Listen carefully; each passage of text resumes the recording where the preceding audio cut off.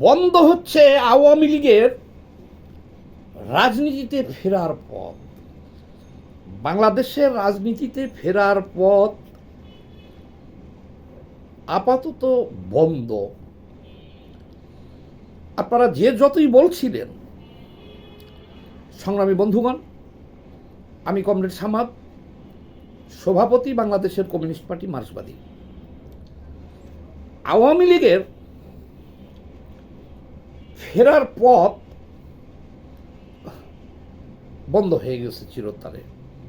আচ্ছা শুনেন, যারা বলা বলি করতেছিলেন যে বিএনপিকে ভোট দিয়েছে আওয়ামী লীগ এবং বিএনপি কথা দিয়েছে যে তাদের বিষয়গুলো দেখবে, এবং বিএনপি আওয়ামী লীগ আশা করছিল যে এই ভোটের পরে যখন বিএনপি পাশ করলো, সরকার গঠন করলো, তাদের মধ্যে একটা আনন্দ উল্লাস দেখা গেছিল। দেশের কোনো কোনো স্থানে আওয়ামী লীগের অফিস খোলার চেষ্টা করা হইতেছিল এবং আওয়ামী শিবিরে দেশে বিদেশে যারা আছে, শীর্ষ নেতৃত্ব পর্যন্ত, তারা যে একটা আশার আলো দেখেছিল যে তারা যে আশার আলো দেখেছিল যে তারা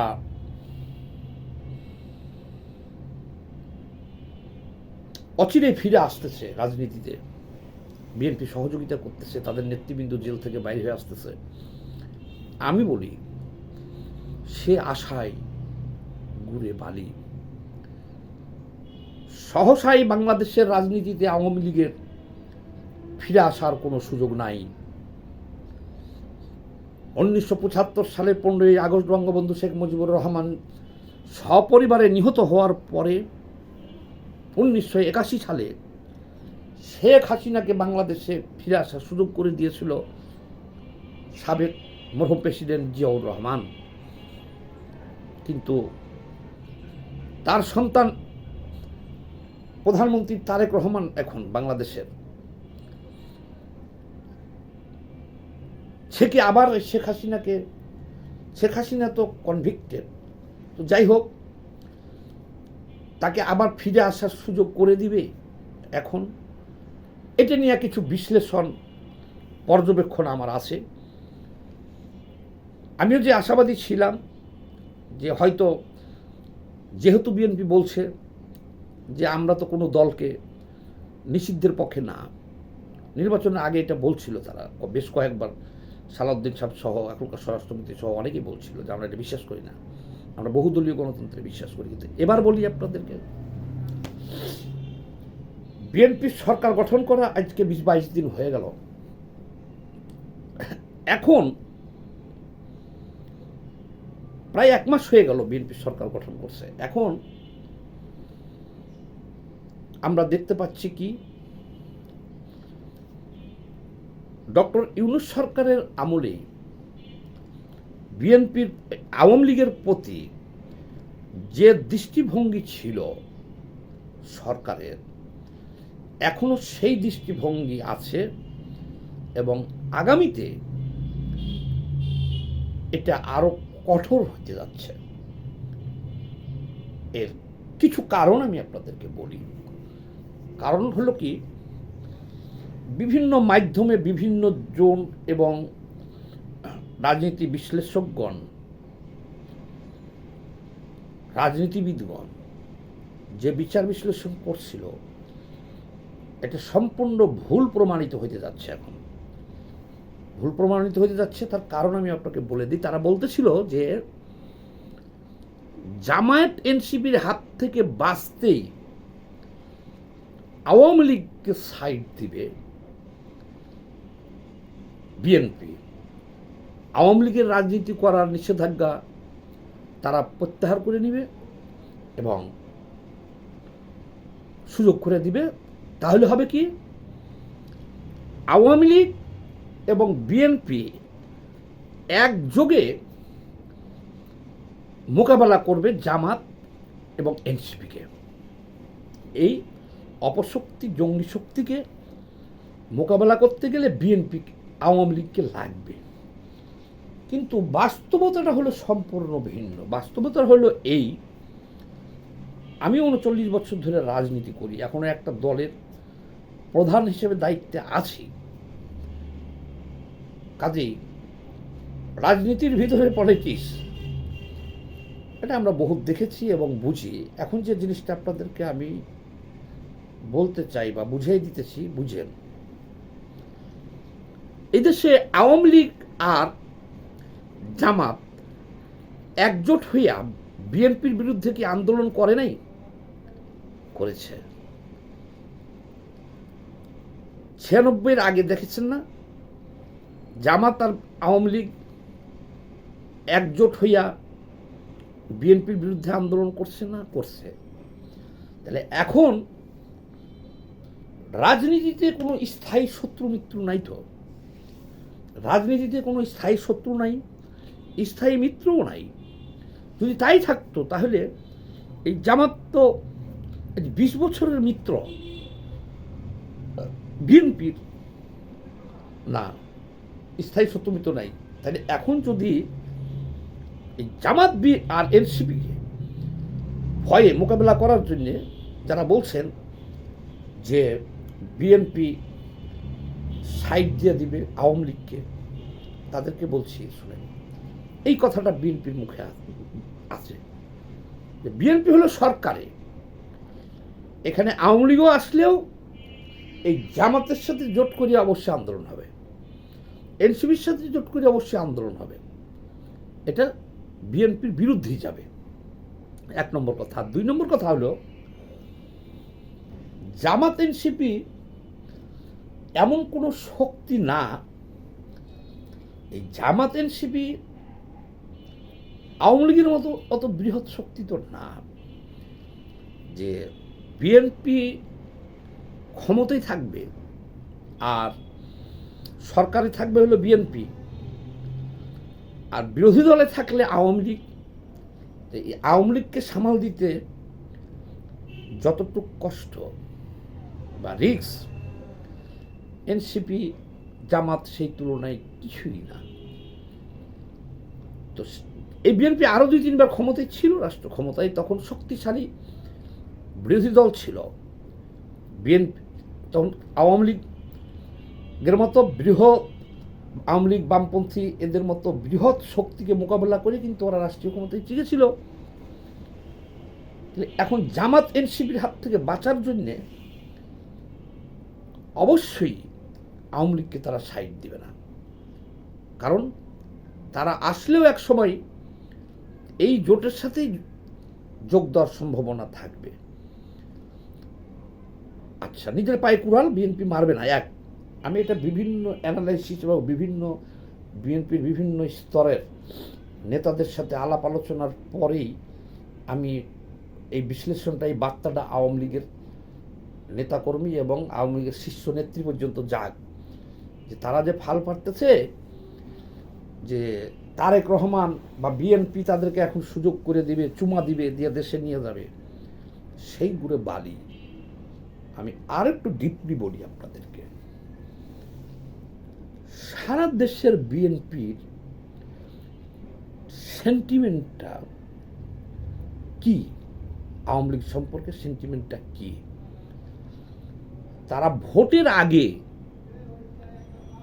ভোট পাওয়ার জন্য অনেক কথা বলেছে তারা, যে যুদ্ধাপরাধী, জঙ্গি, এদের হাত থেকে বাঁচতে হবে, দেশকে বাঁচাতে গেলে ওই আওয়ামী লীগকে আনতে হবে। এগুলো কিন্তু ভোটের আগের কথা, ভোটের পরের কথা না। কিন্তু আওয়ামী লীগ বিএনপি নেতৃত্ব এবং তৃণমূল পর্যায় পর্যন্ত বিএনপি নেতাকর্মীদের মূল্যায়ন কি? আওয়ামী লীগের মূল্যায়নটা হলো এই ধরনের, যে আমরা আওয়ামী লীগের আমলে 16 বছর ভয়াবহ নির্যাতনের শিকার হয়েছি। এটা ভুলতে আমাদের কমপক্ষে 16 বছর সময় লাগবে। সারা দেশে 50 লক্ষ নেতাকর্মীর নামে মামলা ছিল,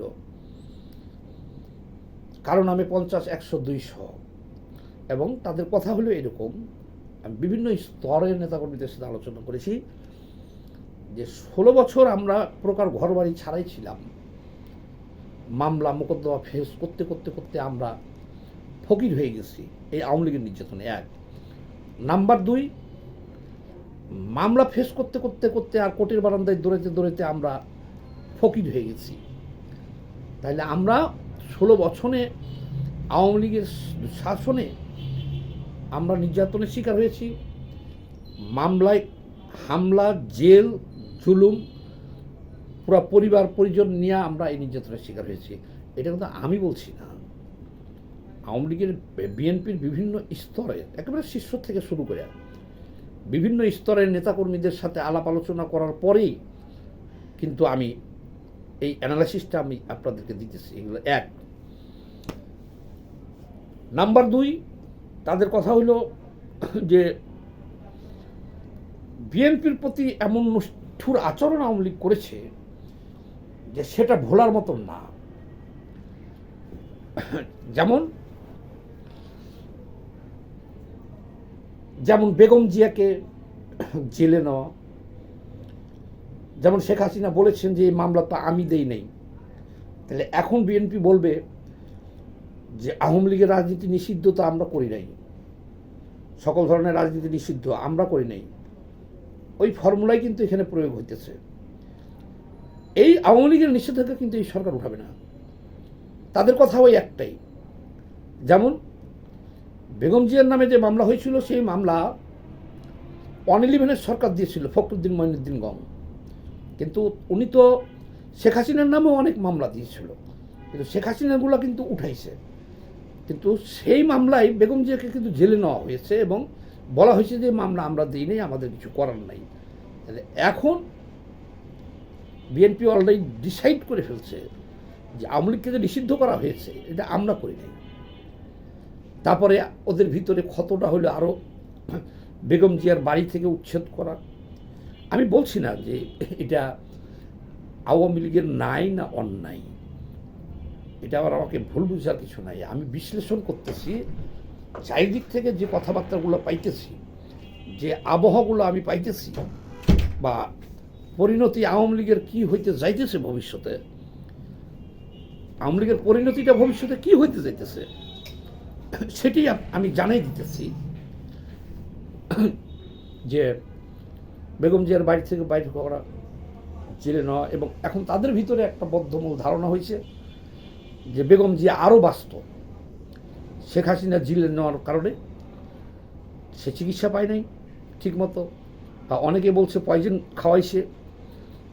এটা গুজব হইতে পারে, কিন্তু আমি তো বলতেছি না, তারা বলতেছে যে পয়জন খাওয়াইছে, বেগম জিয়াকে চিকিৎসা করতে বিদেশে যেতে দেয় নাই। বেগম জিয়ার এই মৃত্যুর জন্যে তারা এখন পরোক্ষভাবে শেখ হাসিনাকে দায়ী করতেছে। তারা বেগম জিয়াকে মৃত্যুর জন্য পরোক্ষভাবে তারা শেখ হাসিনাকে দায়ী করে। 2, তাদের আরও একটা কথা আছে যে চৌধুরী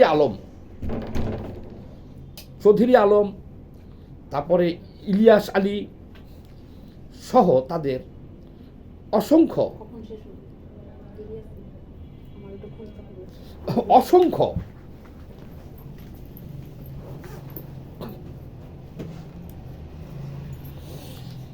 ইলিয়াস আলী, চৌধুরী আলম সহ আরো অসংখ্য তাদের নিষ্ঠুরভাবে নেতা কর্মীদেরকে গুম করা হয়েছে। এটা তাদের ভাষ্য। আচ্ছা, আপনারা আওয়ামী লীগেরা বলবেন যে আমাদের ওপরে তো গ্রেনেড হামলা করছিল, আমাদের নেত্রীকে মাইরে ফেলতে চাইছিল। হ্যাঁ, আপনাদের কথাও রাইট, এটাকেও আমি তো না করতেছি না।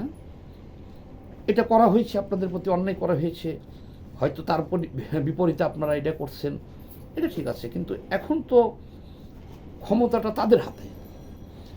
তাহলে এখন তাদের দৃষ্টিভঙ্গিটার কথা আমি আপনাদেরকে বলতেছি এই। আচ্ছা, আর একটা গুরুত্বপূর্ণ কথা হলো কি, দেখেন, জামাত আর বিএনপির মতাদর্শ কিন্তু প্রায় কাছাকাছি। আওয়ামী লীগের মতাদর্শ আর জামাতের মতাদর্শ হলো উত্তর মেরু আর দক্ষিণ মেরু, ঠিক আছে, কিন্তু বিএনপির মতাদর্শ আর জামাতের মতাদর্শ কিন্তু প্রায় একই। বাংলাদেশের জামায়াতকে রাজনীতি করার অনুমতি দিছে তারা, জিয়াউর রহমান কুখ্যাত রাজাকার শাহ আজিজুর রহমানকে মন্ত্রী করেছিল, তারপরে গোলাম আজমেরকে নাগরিকত্ব দিয়েছে এই দেশে, তারপরে এই যে দীর্ঘ বছর ধরে তারা জামাত বিএনপি নাম তো একটাই হয়ে গেছিল, দুই দলের নাম। দীর্ঘ বছর তারা আবার একসাথে, তারা এর আগে সরকারেও ছিল, জামায়াতের 18 জন এমপি সহ তারা যে একসাথে নির্বাচন করেছে, একসাথে সরকার পরিচালনা করেছে, এর তো পুরাতন বন্ধ। তাহলে এখনো দেখতেছি নতুন করে অ্যাড হয়েছে করে এনসিপি যে শক্তিটা, এটাও জামাতেরই একটা অঙ্গ সংগঠন ভাষণ। কাজেই আজকে সংসদে যা দেখলাম তাতে এটা আওয়ামী লীগের জন্য আরো দুঃসংবাদ। এই যে শফিকুর রহমান তার উপদেষ্টাকে পররাষ্ট্র মন্ত্রণালয়ে সচিব মর্যাদা, মন্ত্রী মর্যাদায় মন্ত্রী করতে বলতেছে ডাইরেক্ট, এ সাহস পায় কোথায়? হ্যাঁ, ডেপুটি স্পিকারের পদ, তাদের কিছু মতবিরোধ থাকলেও তারা কিন্তু এক। আর আওয়ামী লীগ দেশে ফিরে আসার ব্যাপারে একেবারে কঠোর বিপরীত অবস্থানে হলো জামাত এনসিপি। এটা এই সুযোগটাকে কাজে লাগাইতে চেয়েছে বিএনপি, আর এরা মিলকে চিলকে খাবে, মিলকে চিলকে চলবে। জামাত এনসিপি বিএনপি একই মতাদর্শের লোক প্রায়, এবং দেখবেন তারা খুব সুন্দরভাবে মিলজুল করে খাবে। খালি বিএনপি একটু সাইডে থাকবে, ডাইরেক্ট কিছু বলবে না আওয়ামী লীগ সম্পর্কে, একটাই বলবে যে আমরা তো নিষিদ্ধ করি নাই। কিন্তু গত 18 মাস ধরে আওয়ামী লীগের উপরে যে নির্যাতন চলেছে বা যে নীতি তাদের উপরে আছে, এই নীতি কিন্তু বহাল থাকবে। হ্যাঁ, তাহলে কি আওয়ামী লীগ ফিরবে না? হ্যাঁ, আওয়ামী লীগের কাজ, আমার পরামর্শ হলো আওয়ামী লীগেরদের জন্য যে ওই আশা করেন না যে বিএনপি আপনাদেরকে পুনর্বাসন করবে। হ্যাঁ, এদেশে কোটি কোটি লোক আছে, সর্ববৃহৎ দল। হ্যাঁ, আপনারা কিভাবে আসবেন, আপনাদের ক্ষমতায় কিভাবে ফিল্ডে ফিরবেন, আপনারা আপনাদের ব্যবস্থা করেন। বিএনপির কোনো সহযোগিতা পাবেন না। এক, এই জন্যই বলছি যে খুব সহজেই ফিরে আসার কোনো রাস্তা আওয়ামী লীগের নাই। অনেক কাঠখড় পুরাইতে হবে, আসতে পারবেন। তো সেই আসার পথটা নিজেরা করেন, কেউ করে দিবে ওই আশায় না থেকে নিজেরা করেন। ধন্যবাদ।